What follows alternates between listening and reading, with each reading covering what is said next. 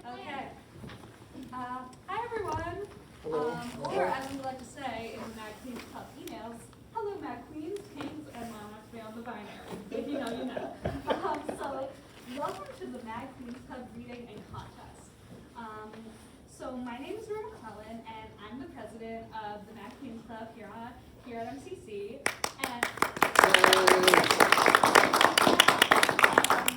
And before we get started, first some words of welcome from the director of the Office of Student Engagement, Steve Rossi. Hey. Does everybody hear me if I don't use a mic? Is that okay? Yeah. So I just wanted to say thank you for coming. I know it's a busy time of year for folks, but these events are not only important for the college, for our Middlesex community, but they're important for student life here. Having you here in person, sharing a little bit about yourself, your writings, your stories, that brings the campus to life. So thank you to our writers, thank you to our readers today, because you help enrich the Middlesex community, and I think these events are great. So we're happy to continue sponsoring this series, and thanks to Professor Laughlin and the Mad Queens Club and everyone else involved, because we can't do it alone. It takes a village to make these things happen. So have a great event. Thank you so much, and let's hear some great stories. Thank you, Mr. Rossi. I'm sorry. And we have a lot of people that we need to thank, like all of you for showing up. You know, mad shout out to Professor Laughlin. Everyone in the creative writing department at MCC. So the reading and contest is sponsored by the Mad Queens Club, the Office of Student Engagement, and the creative writing program. You know, all kind of come together and make a reading. So thank you to everyone.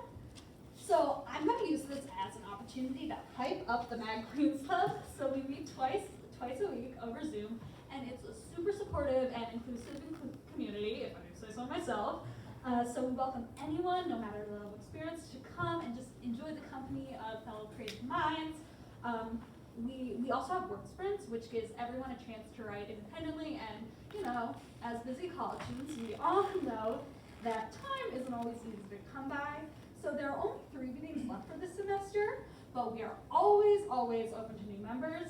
And if the Monday and Friday meeting times don't work with your schedule, you are still welcome to join the Engage page and the Discord, and hopefully come to meetings next semester. Okay, time to get off the soapbox. So today we'll hear readings by 13 writers, and after everyone has read, you, the people, you know, the masses, democracy, will all vote for the top 3 readings.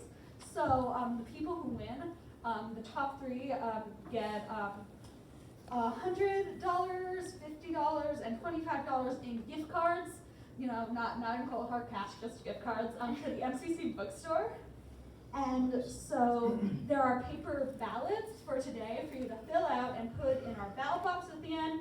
And then these votes will be tallied by Professor Tom Laughlin and I believe also Professor Katie Durant. Okay. Yeah. So they will count your votes, and then we'll determine the first, second, and third prize winners for the day. So as you probably noticed, there are refreshments out there. So feel free at any point, if you want some refreshments, go get some refreshments. You're allowed to eat and drink in here. Okay. So I will stop talking now, and let's hear from our writers. So our first reader is our club secretary and my friend Ellie Nguyen.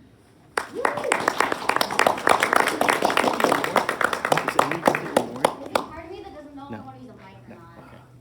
Like, should I just do protection? Like, if I were to speak like this, can you guys hear me? Yes. Okay. So the poem I'm reading today is Love Me, Lie to Me. Love me like you need me, like you couldn't breathe without me. I'm craving a kind of love that I simply can't write. I want something I can't make myself, so that's why I've come to you. I want someone to hold me so tight, but never so tight it hurts. Just enough to feel warmth, but never enough that you make my heart beat. Not so tight that I let myself forget, even if only for just a minute, that I'm just asking and you just give. Give and take and give, but never enough to make the others stay. Never enough to make me tell you to stay, to never end the facade that I don't want you. So I never find out that truthfully you don't. Lying to myself up on my own terms by my own wills and wants hurts less than the truth that will carve into me and never let go. A crush that turns literal, and my breathlessness turns into breaths that won't go down. Don't let me forget, although I try to, almost, but never enough, tiptoeing the line, tantalizing but terrifying, touch until I'm filled with trepidation on whether you've seen the truth beneath me. Lie to me with lips that know my caress better than my past lovers, but never touches deep enough to see me crumble. I want you to want me. I want you to hold me. I want you to love me. I want more than I know you can give, but I bite my tongue and never ask for it. So I never find out that you can't. Instead, I just ask you to touch, lightly but never deep enough to stave off the want deep inside. So I ask you again, love me, lie to me.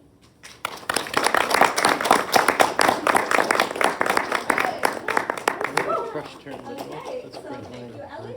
So next, we have Lexi Balavier. It's fine. Balavier, my bad. Okay, Lexi Balavier.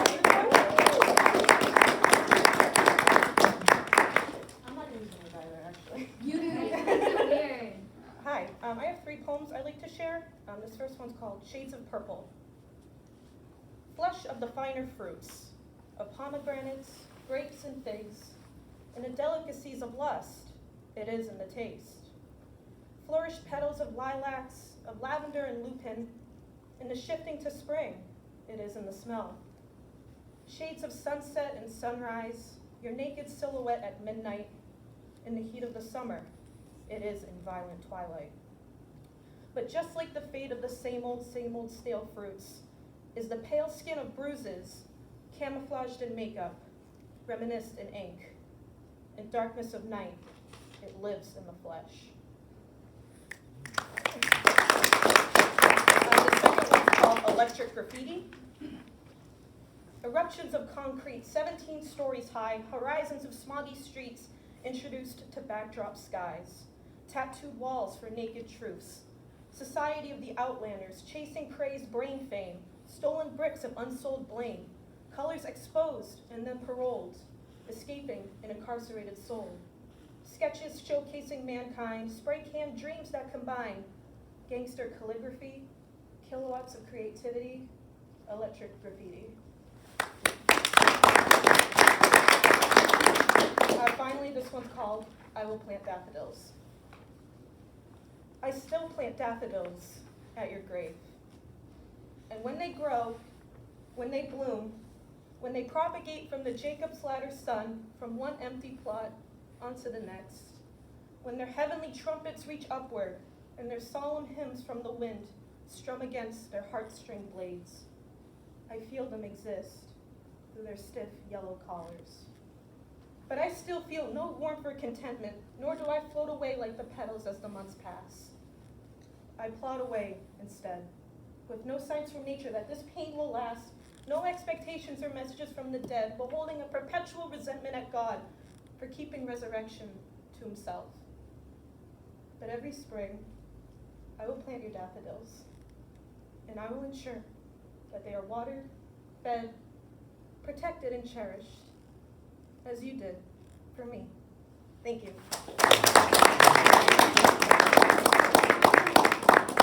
Okay, thank you so much, Lexi. So next we have Quinn Duffer, who is a member of the Creative Writing Club. So I wrote this poem as part of one of my English classes. It's kind of a version of Howl by Ellen Skimberg's. It's called Just Letting It Out. So it goes, you were there, but were you there? You say you know who we are, but are you sure? Presented with questions, would you know the answers? Favorite colors, favorite foods, favorite subject in school? If we were to cry, would you know what to do? When asked, what's the best thing to happen to you, would you say it was us? Did you know when you left, you left a hole? Did you think about us at all? We were so little that we didn't know. Just woke up one day and you weren't there. We missed all the signs of how this was coming, but as we grew and looked back, we found them all. The screaming and how we hid in the closet, the door slams, the constant bickering, the missed dinners. Slowly you vanished away until one day you were just gone. Did you think that was the best you could do for us? To disappear, to not call, to just never see us again? Did you know know that one day we would grow up and thank you from as bad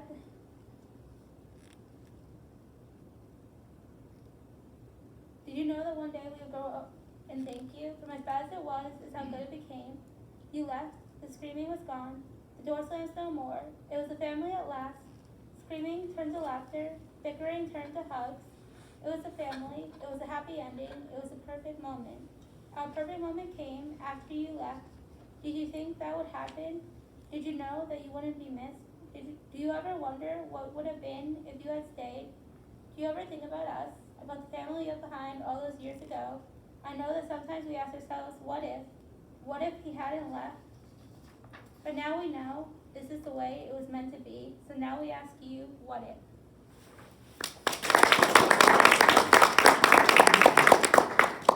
And then I have another short one that's just kind of a working title. It goes, pictures. What do pictures represent? A family, a trip to Disney, a backpacking adventure through Europe. They represent memories, 365 days in a year, smiling faces of the time shared, a glimpse of the inside world of other people's lives, a perfect picture of a not-so-perfect group, obligated gatherings like that of the Gilmores, fake smiles like seen in parental guidance, crossing the Atlantic like seen in Parent Trap. Life is not perfect, yet everyone wants to capture the perfect moment. Life is more than snapping a photo to fit in the perfect picture frame.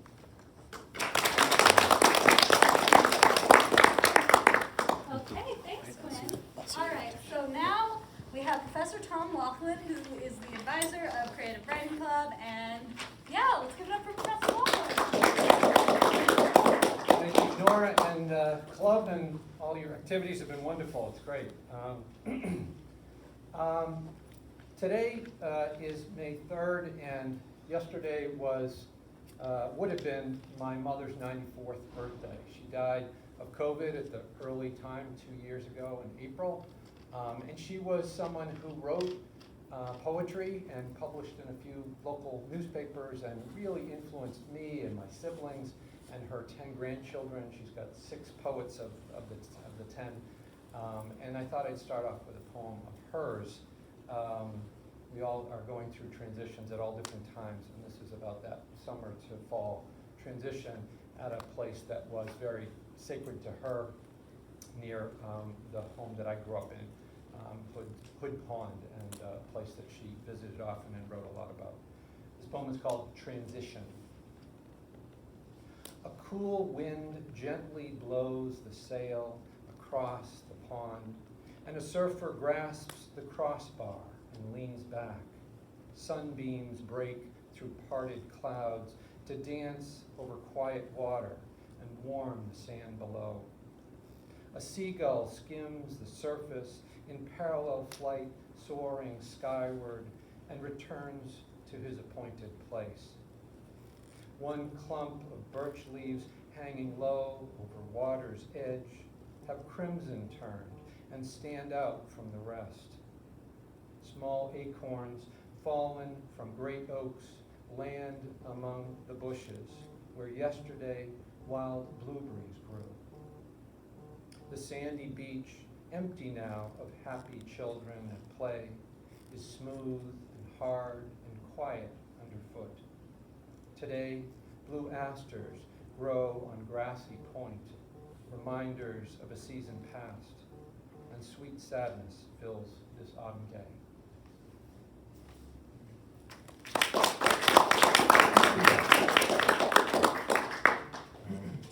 And I thought to pair that poem that I wrote a number of years ago that is about driving home to the North Shore and the importance of place, physical place, and how that has become a part of me. And so this poem is called Turning Home. These hills have echoed in my ears for decades. Boulder-flecked peaks rattling my windy thoughts, treed birds chirping me higher. I have smelled these fields through my shoulders wherever I pause, sun-drenched blades rippling for wind, rasping every movement, tickling my muscles with hot greenness. These horses have grazed my chest, even now through frosted, crisp December air, tails waving hypnotic symphonies, nostril snorts filling my lungs.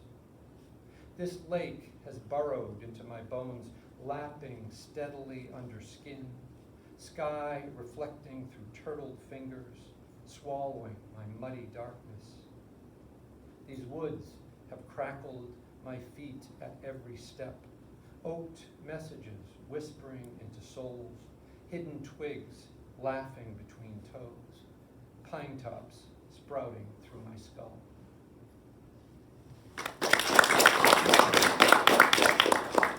And a very recent short poem I thought I'd pitch in also, that is called After Another Pandemic Day of Virtual Meetings.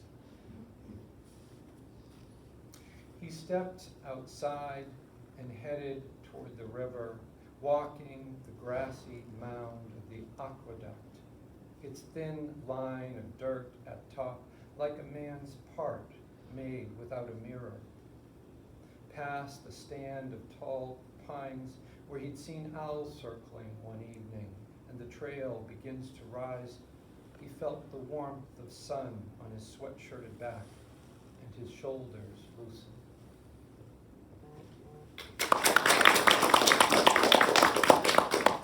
Okay, thanks so much, Professor Longman. Okay, so next up to read, we have Dominic Paletti. Okay, man, use a tablet. I didn't plan on reading this one today, but I've been inspired by what I've heard so far, so I'm going to read two instead of one. There's a poem called Do the Questions Help? Do you want help? Will they keep you overnight? Do the bright lights overwhelm you? Are you all right? Have you been smoking again? Did you have too much to drink?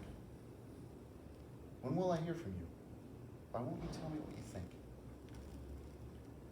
Did you eat something today? Did you shower? Did you even want to stay?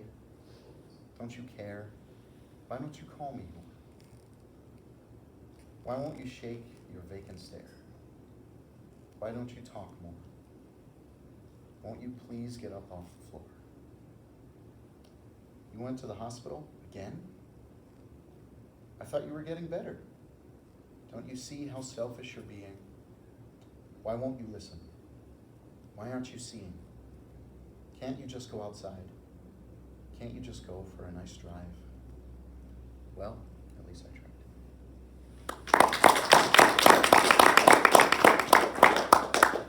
And then this one here, a couple of my folks from poetry class might remember. It's called The Midnight Shuffle.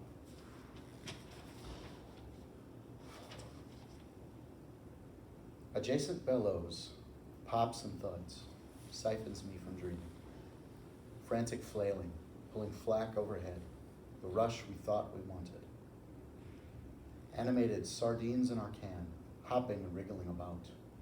With boots half on, we grab our sticks and swam atop stinging sands. As pineapple's swirling whistle breaks all the barks and banter. Crazed twinging tracer, sparking fires and endless ringing ears. Melding in time, checks scrambled stock, step, and sight for position. Let fell frigid fog to grizzled gasps as dulges of death drag past our grapes. Dirty dazes cut amidst sober, washing midnight upon flushed, fiery faces. These hardened hearts alive, catching louder than thought.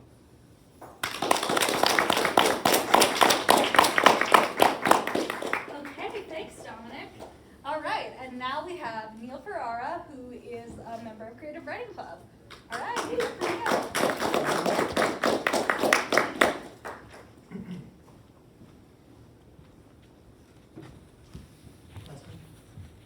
Hello. Hi guys. My name is Neil, and firstly, I want to thank everyone at the Mad Queens Club for telling me to for giving me the inspiration to read these two poems that I'm about to read. And I also want to thank my mom and my dad, both for being here and for not flipping out at me when I told them that I liked boys and girls. So, just a bit of a warning, these two poems that I'm going to read are a little bit vulgar. So, this first poem is called I Came, I Saw, and I'm Confused. I loathe my ignorance. Do I like him or her? But never think of the question, do I lust for them both? Women are a no-brainer, but the orgasm is a fucking mystery to me. Everlasting attraction I hold, never to be shaken. But why do I want his attention? Does he obsess over me, yearn for the attention that I do? Yearn for attention the way that I do? Sorry. I love both him and her. Fuck it, call me Julius Caesar, but no Veni Vidi Vici unless you wish to Vici me. But because like him, I love all. Like him, I aim to be every man's woman and every woman's man. So maybe I can be your man.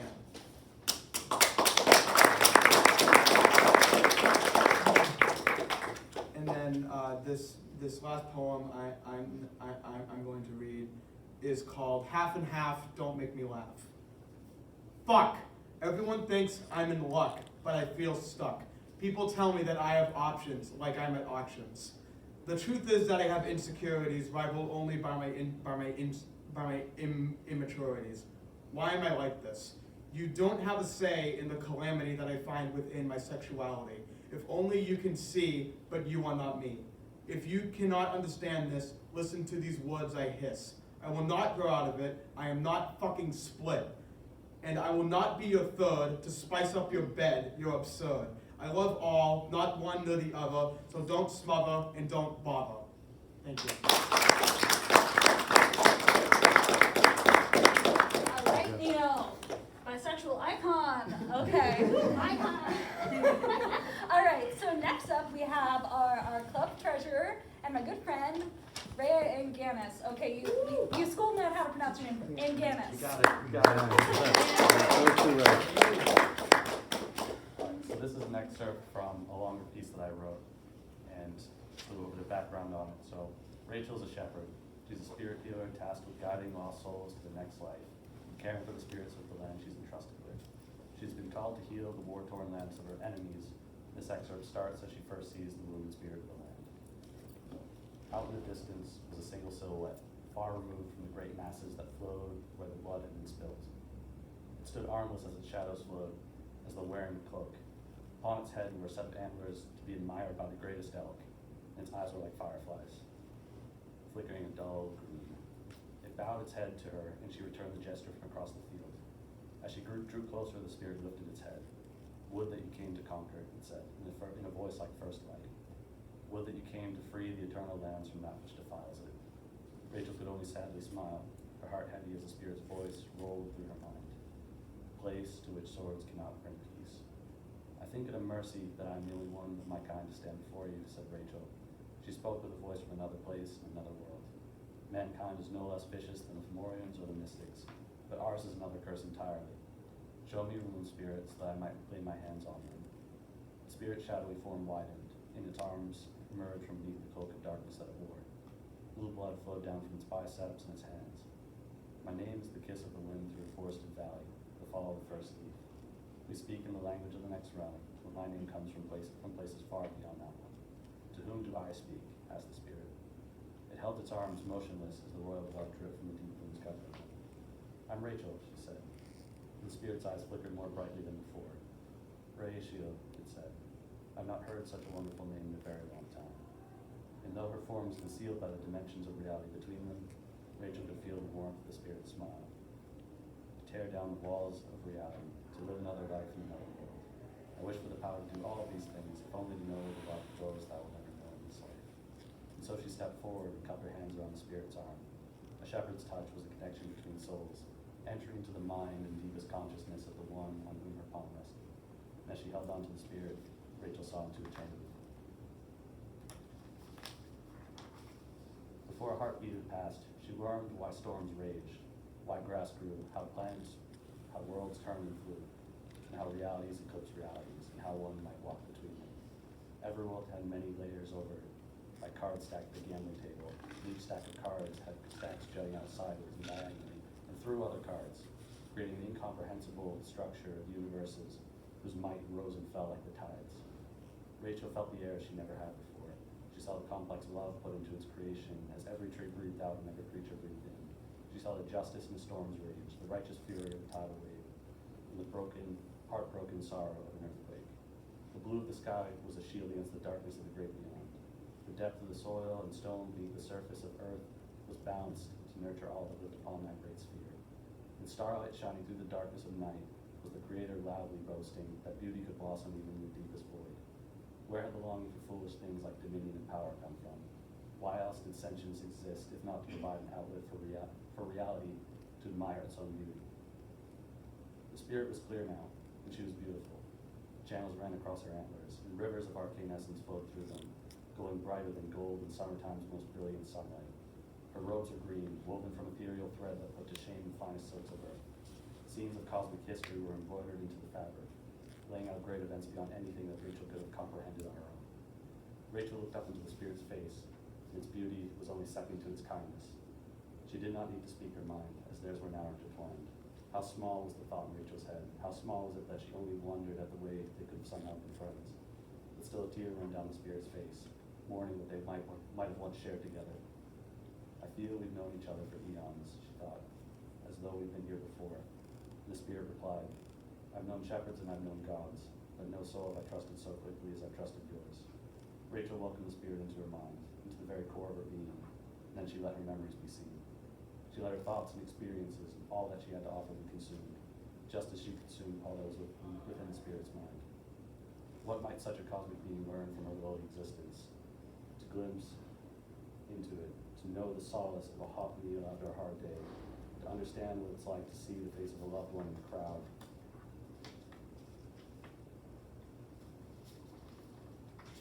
Were those things that the spirits would lay her existence down for?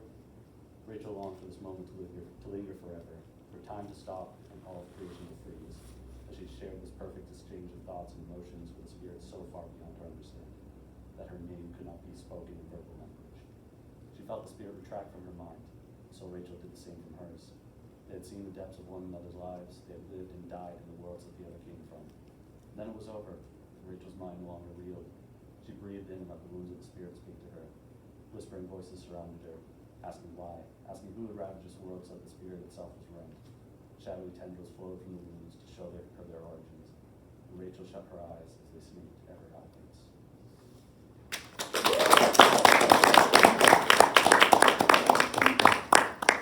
Okay, thanks, Ray.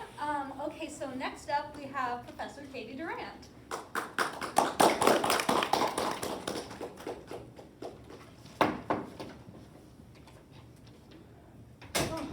Thank you so much for having me.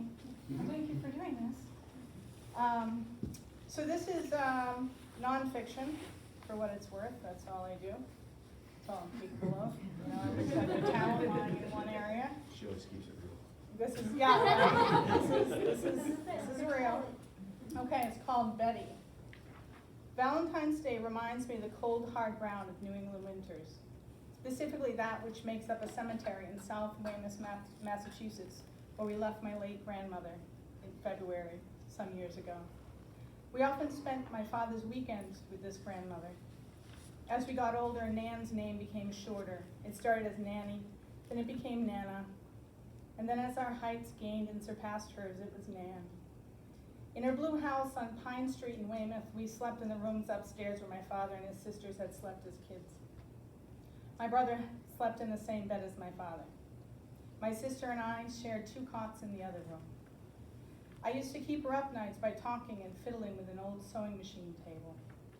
On Sunday mornings, the 3 of us woke to the smell of bacon and laid on the floor at the top of the stairs in our nightgowns and pajamas. pajama bottoms, peeking through the square holes in the stairwell. We watched Nan bustle around the kitchen making bacon and eggs in her blue robe and slippers. We couldn't go downstairs until my father let us, until she was almost finished, until we felt like we might starve. I loved visiting Nan. She held our cheeks in both hands to give us kisses. She had cats, birds, a dog, and a pool out back. Her house smelled like cats, dust, and mint cough drops. This was where we'd see our cousins swimming in the pool, swinging on the swings, and racing through the backyard, running covert missions over and through the brook. We searched the china hutch for caramels and coins, while Cousin David scouted beneath the counter for Seamus's dog biscuits. He offered us 5 colors, presumably different flavors, as he tried unsuccessfully to tempt us to join him in a snack.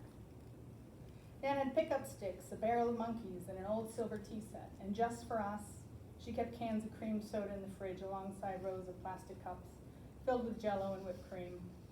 She stocked the freezer with popsicles in the summer, and sometimes my father grilled on the porch that we had watched him build off the back of the house.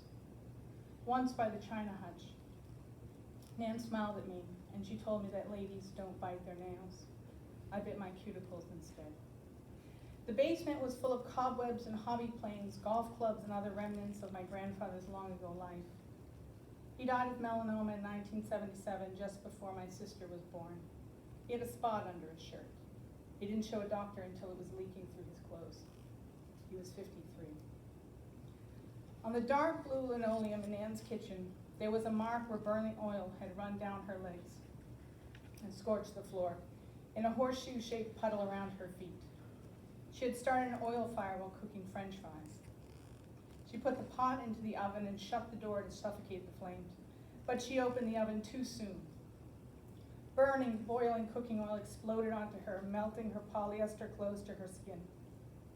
I remember visiting her in the hospital when I was little, and the workings of my memories were still incomplete. My mother brought her a bag of oranges. They were the brightest things in the 2-white room. Nan tossed violently on her bed, and my mother went to get the nurse for more pain medicine. The skin on Nan's arms grew back chalky. The skin on her legs was an intricate lace of scar tissue. I remember sitting by her feet as a child with her on the couch, and with me noticing her long, curled toenails and peep-toe slippers. I wanted to touch her legs, run my hands down them, imagining the skin would feel like textured wallpaper. Later, she sold her house and moved in with one of her daughters, my aunt. Seamus, the dog, went blind and lame. I saw my father pick him up and bring him to the front yard. Seamus didn't lift a leg, but he stood and peed into the frozen grass. And Nan still cooked for us in her mother-in-law apartment. Broccoli and cheese, potato soup, pot roast. With my aunts, she cooked Thanksgiving dinner too. Once in her kitchen, she smiled at me, kissed me with both hands on my face, and told me to take care of my heart because she knew I had given it to someone careless. Like the birds and the cats and like everything else, Seamus died. Nan moved into assisted living. She never seemed to unpack, and boxes rested in stacks along the wall. I offered to hang shelves up and set her up, but she always said she was busy. I later learned she was simply too depressed to see anyone. She knew loss. She lived through the Dust Bowl. She lived long enough to lose brothers and sisters. She lost one pregnancy and one twin out of a pair. She lost her husband. She lost one 14-month-old granddaughter to cancer. She lost whole swaths of her skin. She lost more than I know. After all, almost all her grandchildren had already grown, and 9 of her great-grandchildren had been born. Nan died too. She slipped on ice and hit her head on asphalt. When I heard, all I could think about were the galaxies she must have seen exploding behind her eyelids. She lived through the surgery to stop the bleeding in her brain, but she didn't wake up. After 2 weeks, her 3 daughters and 1 son agreed that she wouldn't want us watching her choke on a respirator for years. The doctor turned off her life support, and Nan slipped away. On Valentine's Day, 30 years after her husband had died. I wish I had heard more of her stories. I wish I had asked what was in the box of her writing that her mother threw away because ladies didn't rhyme. I wish I had asked more about her living in the Midwest and being stricken with scarlet fever, carried out of her house in the arms of a doctor. Most of all, I wish she could put her scarred hands on my face again and tell me something, anything. Thank you.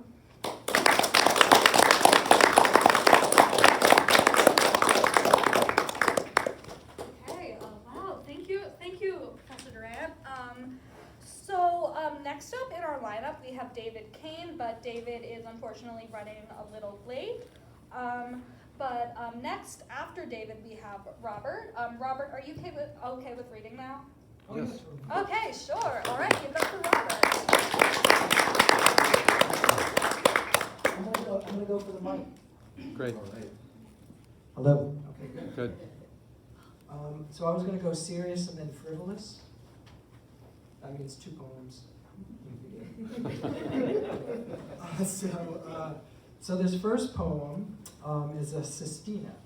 So this is a form of poetry where, basically the end words will repeat in a different order. I don't even know that that really matters when I read it, but here you go. So I just call it sestina. So here we go. As I drive down the road that leads to you, past the iron gate with flowers made out in your name, there's a sadness that spills to the earth, and upon the street I will never give name. The signs I never cared to read are pointing to others that have also been lost as I arrive to the lawn I came for. That anyone would care for something so trivial as grass, even if above you, each blade so abundant that it is like all the others, nature's momentary monument on which I stand, out in a field of stone before a stone that carries your name, that I trace with my calloused hand. Only to come away feeling that I've done this too often, that I've traced your name over and over, your name that only means you, a name that signifies so many, but you are the one that comes to mind out of countless many others. Where are the lives of these others that are nothing to me or to the 2 of us now? Together we found them in pages that sprung out of books, the many lives that lived within the lines for years. Those others that you and I found companionship with, you were the one that gave their names life. Shakespeare, Austen, Hemingway, their names that we felt close to in the way that others looked up to, like I looked up to you. Morrison, Wharton, and Fitzgerald.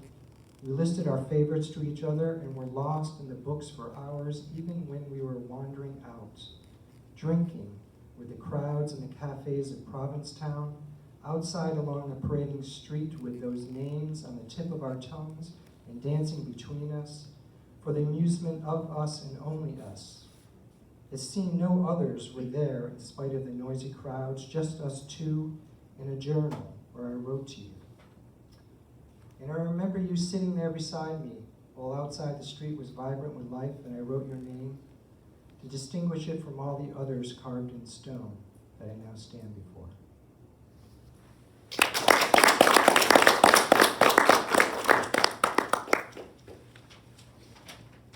All right, so now we're going to go frivolous.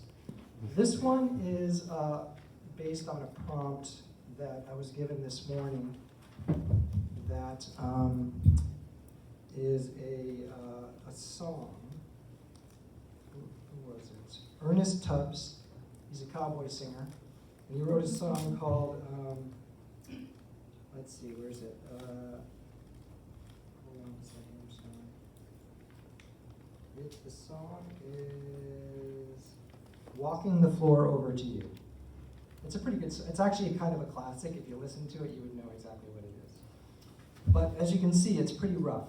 But I feel like this is actually pretty, it's kind of, it to me feels very like it should be spoken. Whatever feelings I had at the barn where the cowboys stared, looking like cows to pasture, like cows out to pasture, and I, like a bull, where I walked the floor straight to the dress that possessed that undulating landscape. I'm walking the floor over to you. You stand there sky blue, your dress high above the mountain view, the rocks that sit in the gullies and makes you come unglued. Your red stick-lipped smile that gave my bulwark denial. I laughed haughty like who cares, and you stood there under the stare of every cattle-eyed gaze grazing. A farm girl that knew how to grab a plaid-shirt man by the horns with a word. My heart sank like gunshot in the river below. So I met your red, cud-chewing lips with the hardness of my pupils and walked the floor to grab another girl and dance her under the view of the sky-blue mountain. I'm gonna do one more. It's really fast. Oh no, like, go ahead. We're still waiting for some people, so. Okay. So this one is pretty quick. And I have a series of poems that I've been doing, like one's called Brussels sprouts, one's called steak potatoes, you get the idea. Dinner, we call them dinner poems. This one is called 1P. Methuselah, besides being biblical, is also, according to my research, the oldest star in the universe. 1P in a constellation of peas. A Milky Way of peas across my plate, touching the mashed potatoes. Falling off the fork onto the floor where the cat pushes the pea like a shooting star across the kitchen. Ricocheting against my foot to the living room, under the couch, dirty pea. Dried out and shriveled, it is days, weeks, months before you are found. Methuselah, old pea. Swept up with the fur and dirt, 1P in a constellation of dust.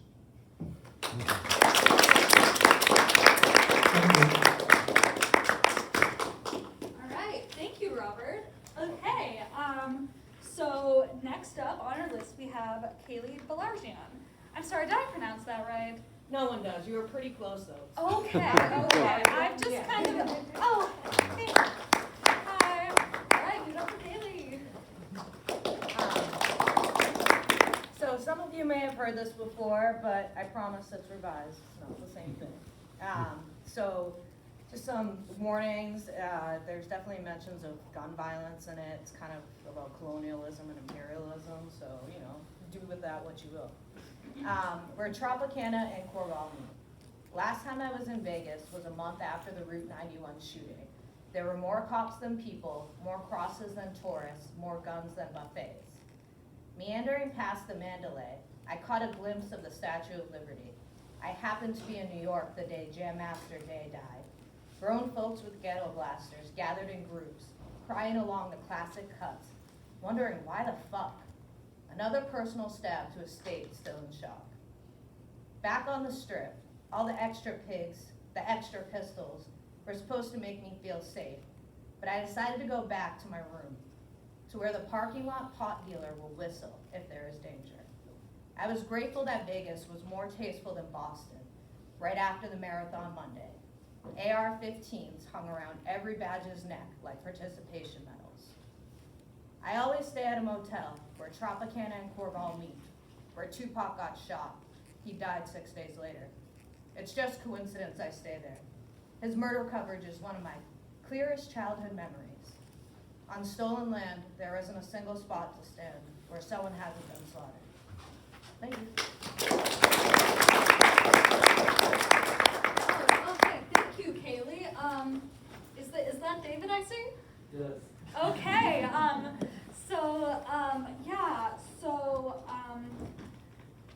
David, do you need a minute to like get settled before you read? Oh, yes, please. Okay, we can take a little intermission. Or you could read. Is everyone else done? Yeah, so we're still, so we have David, we have Professor Jonathan Bennett, who is not here yet, and we have me, so do you just want me to Nora. Okie dokie. Okay, so we're doing this. All right.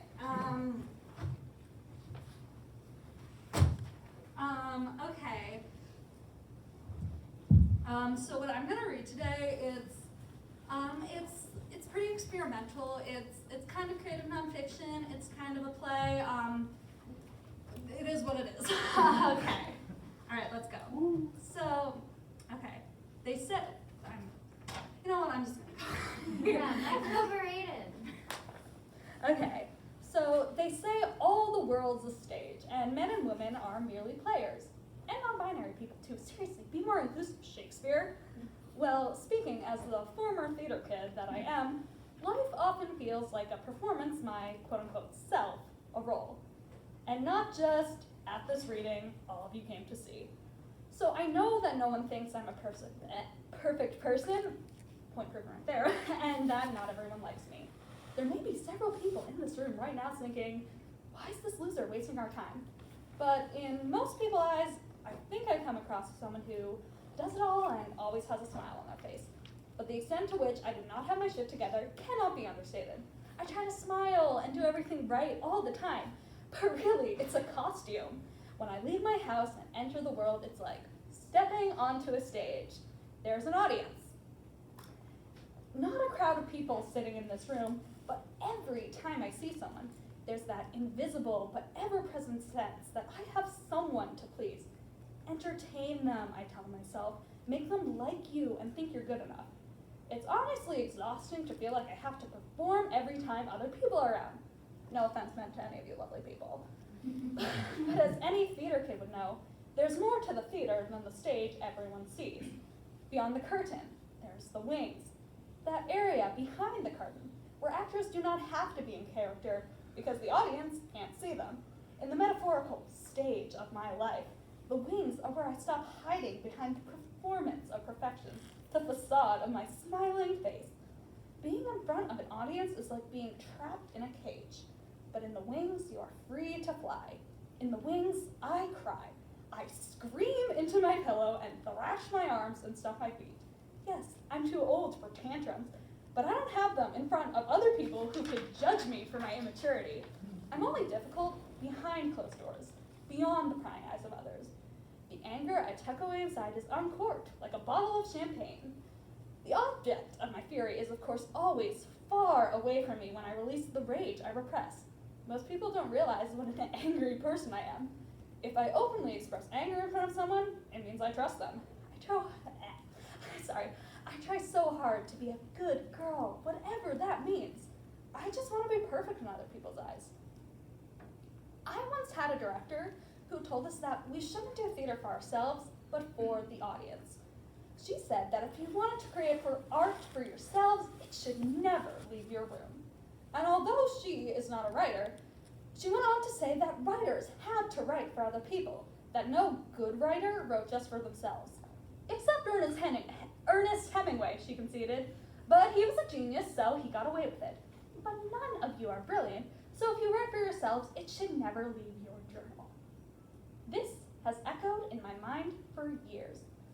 For a while, it got in the way of me even putting pen to paper because I didn't want to write selfishly.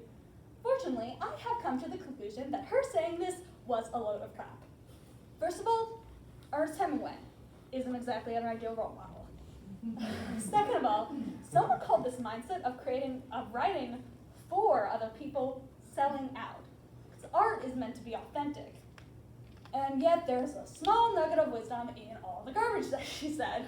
Community is an important aspect of art. Sharing your work with people and appreciating what others have created can be a beautiful point of human connection. However, her teachings about not being self-absorbed in the creation of art have stuck with me like mic tape for the psyche. I am terrified of being selfish and having less than pure motives. It all must be to benefit others or the world at large. I work my ass off on the metaphorical stage of my life. I put my heart and soul into each performance. And the same director who said that art and writing had to be done for other people also told us that the curtain call wasn't about bravado or stroking your ego, but humbly thanking the audience. Well, as much as I wish I was that virtuous, I want to... Oh, hi. Sorry, got distracted. I want to be appreciated for the performance I put on in my life. I am a classic prima donna. Bitter resentment gnawing away at my insides because the audience didn't clap enough for me. It feels like the fact that I'm always bringing my A game deserves to be applauded. And yes, I know how narcissistic this all sounds. When I'm on stage, I am gracious and humble. But I'm in the wings. I don't have to pretend to be a good person here. I wish I was motivated solely by altruism, but damn it, I crave validation. And it's not like I don't get appreciated. It's just that it never makes me feel as good as I thought it would. I say, now, don't you be a narcissist. You're a worthless piece of shit, and people are only applauding you to be nice. I drown out any praise I am given with ruthless self-criticism. Even a standing ovation won't fix the part of me that feels broken. When I exit the stage, when the sound of the crowd has left my ears, I am faced with emptiness. With thoughts that never cease telling me that I'm worthless, that I don't deserve love, that I should just die. Without a role to play, who am I? But sometimes when I'm playing the part of me who is doing great, I get so lost in the performance that I forget everything else. All the thoughts about how I'm a failure and a waste of space melt away, and I become my character, the nice girl, the good girl who works hard and achieves.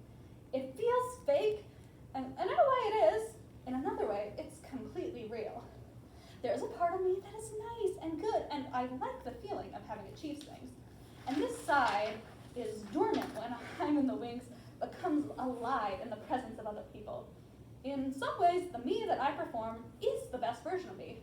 Sometimes I'd rather be in front of people so I can become this happy, bubbly person. Because when I'm on my own, I can go into a really dark place. Well, I have called myself a terrible person for needing people as much as I do. It's honestly a load of bullshit. Everybody needs people. But sometimes I want to run off into the woods and allow myself to just be. Discover who I am beyond the stage and even beyond the wings. Just be far away from other people. And at the same time, I know I get lonely quickly. I like other people. I want other people. I need other people. Except they exhaust and exasperate me. You see, I want to believe that everyone is good at heart. But people make that hard sometimes. And I realize that my rose-colored glasses are honestly for the benefit of other people. In the wings, I might allow myself to indulge pessimism and despair and think about how the human race is fucked, because no one but me will feel worse because of it. Even now, as I'm allowing myself not to be perfect in the script I wrote that I am performing, I am anticipating how other people react to it. I'm dreading what I'll hear after the reading because I'm terrified this audience will think less of me for what I've revealed here. But there's also a part of me that hopes they'll think I'm brave for sharing this, or that they'll congratulate me on a job well done. You know, this was originally a journal entry, and even then, I wanted it to be perfect.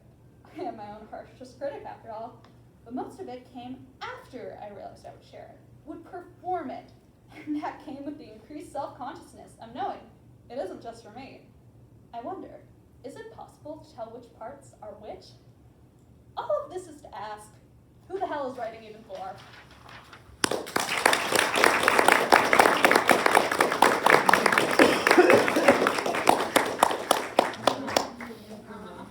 Okay,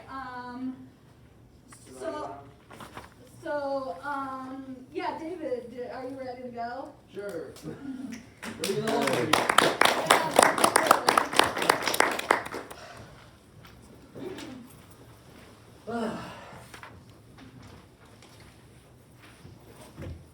Been a long morning.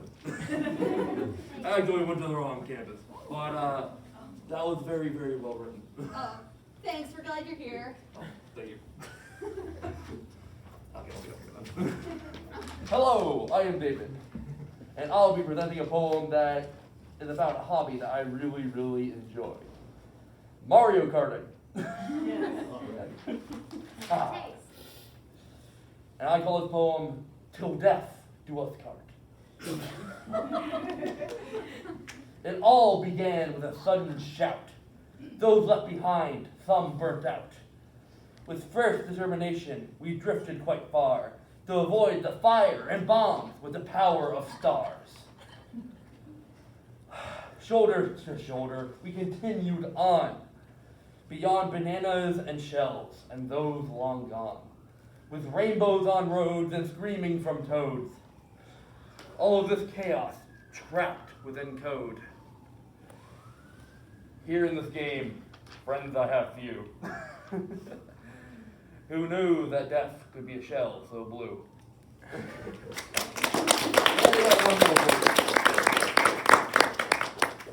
I have been working on this story that, well, the idea has been, I started since the creative writing class this semester that I'm going to take again. Never mind. I'm working on a story called Breaking Chain. I don't know that, I'm calling it that for now. And the whole plot of the story is that, I tell you what the theme.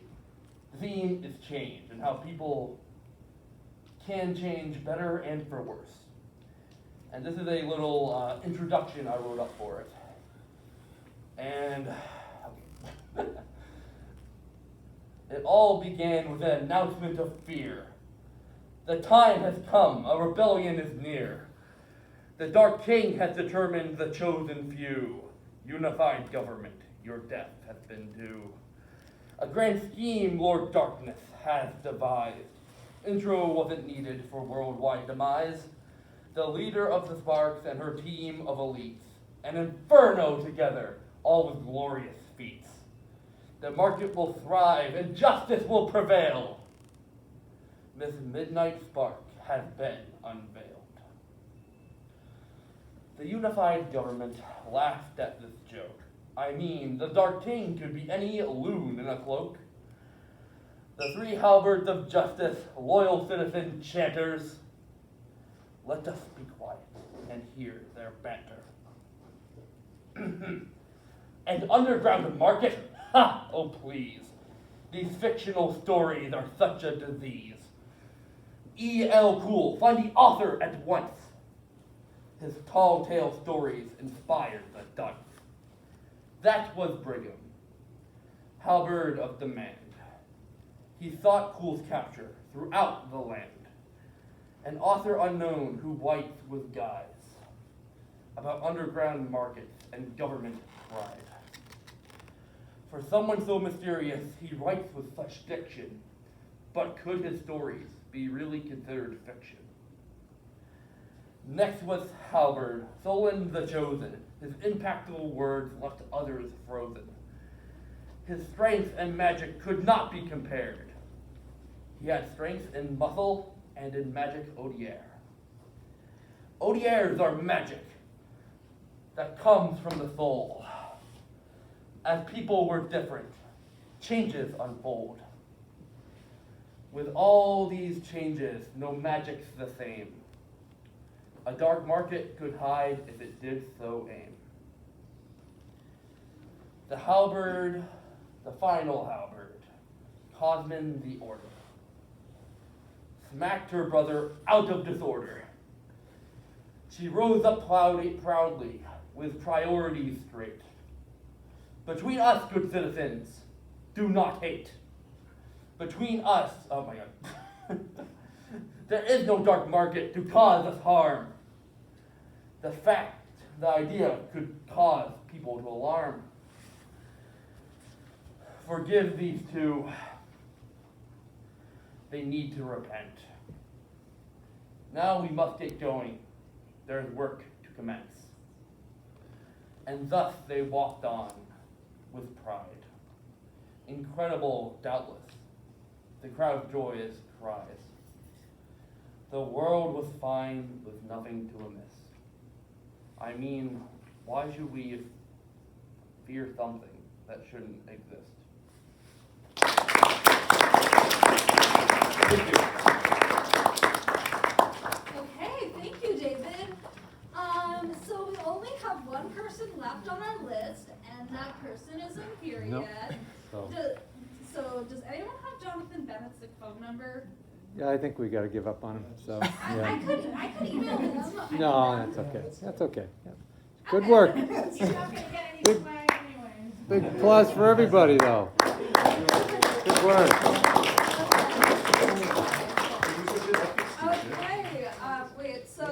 Okay, so we're down here. Okay, so thank you to all of our readers today. So, let's give it up one more time for, all of our wonderful writers today.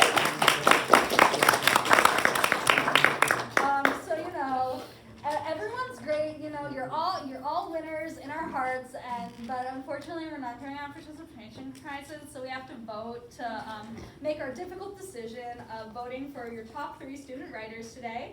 And so, you know, you got those blue sheets that have the list of everyone, and then you can cast your votes and put it in the ballot box over there. Did and everyone get a Yeah. vote? Great, super. okay, if you Am I don't, allowed to not vote? You're the owner of the, no, owner you- of you. Well, yeah, well, yeah, probably. okay, Yeah. I mean, it's your Yeah, you- civic duty, yeah. but you're not required to. Okay,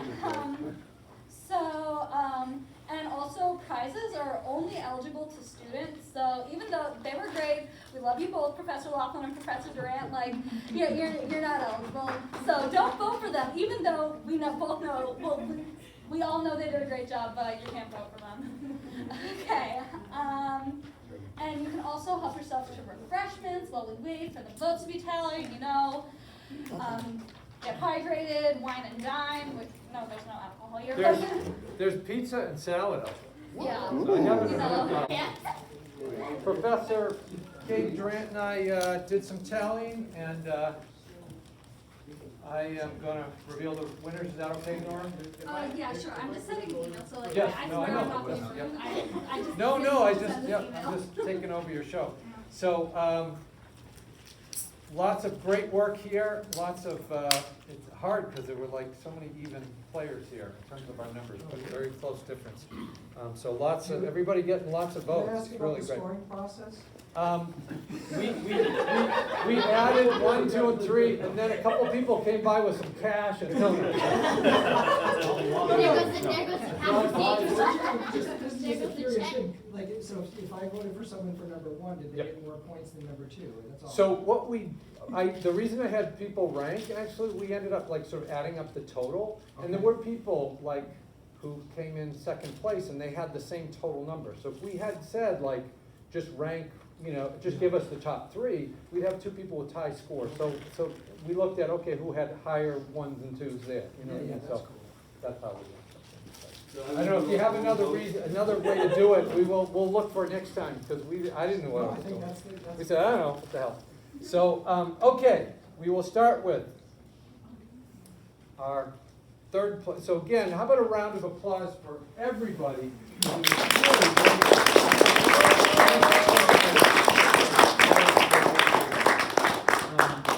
I'm dropping cards here. So, it's great. Third place. Third place and a $25 gift card to Middlesex Bookstore. Dominic Poletti.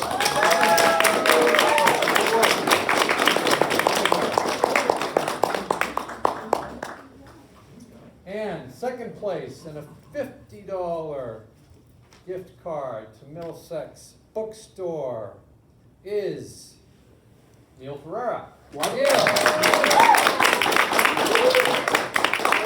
job. And the winner, Lexi Bellavere.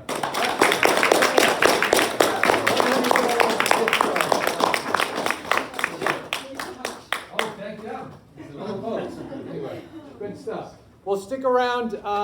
Plenty of food. And do you want to say anything about Dead River Review starting soon, Katie? Yeah, Anything? yeah, So- stick around, we're gonna have another meeting and